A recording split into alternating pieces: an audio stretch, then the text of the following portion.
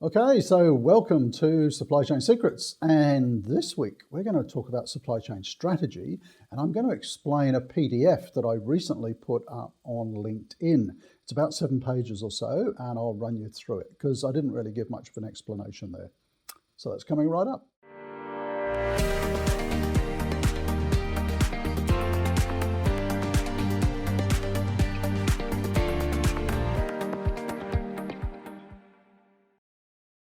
Okay, so this week it's supply chain strategy in 6 easy steps. And I'm going to talk you through the process that I actually use for all of our consulting clients at Logistics Bureau.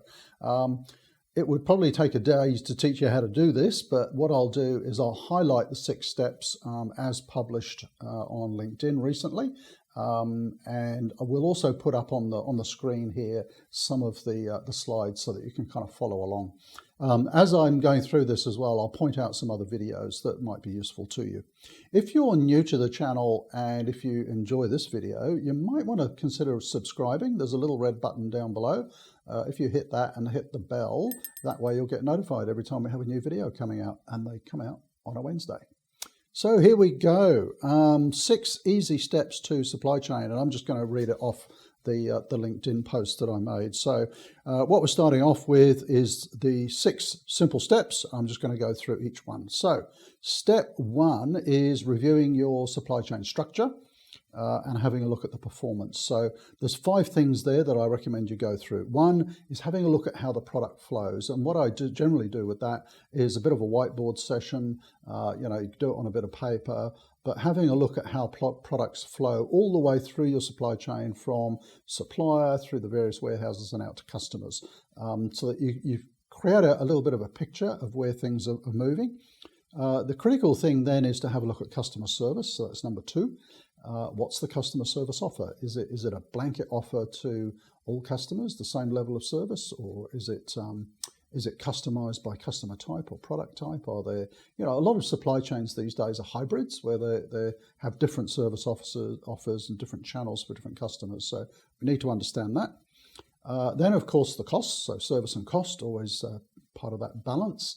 And we want to look at things like inbound transport cost, outbound transport cost, warehousing costs, customer service, procurement costs, inventory costs, all the key sort of cost functions within the supply chain.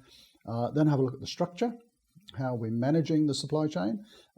So where do they report through to, and what are the reporting mechanisms and KPIs and things like that? And then finally, I'm always interested to have a look at ownership. What's the policy around ownership of storage facilities and truck fleets and things like that? So that's step 1, having a look at the structure and performance.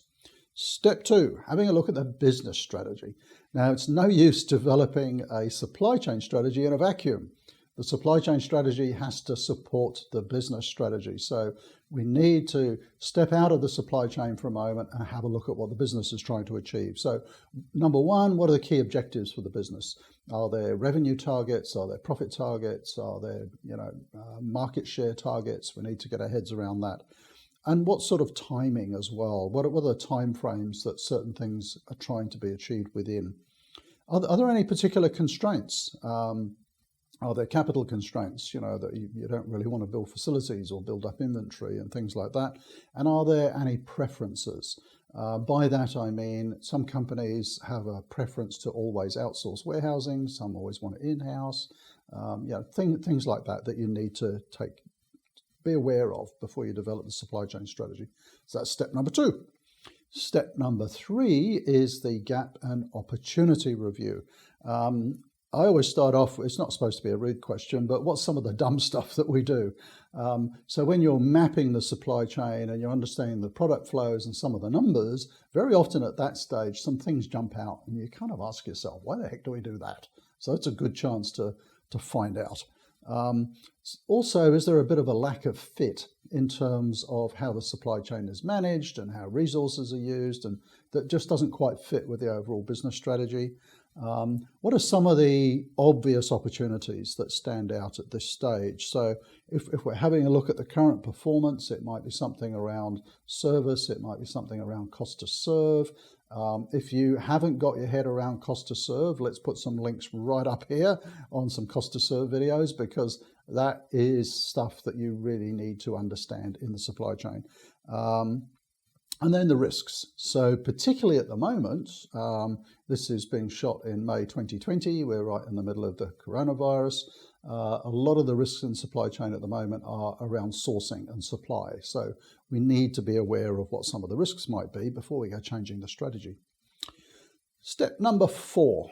That is developing strategic imperatives. So what is it that the supply chain absolutely must deliver?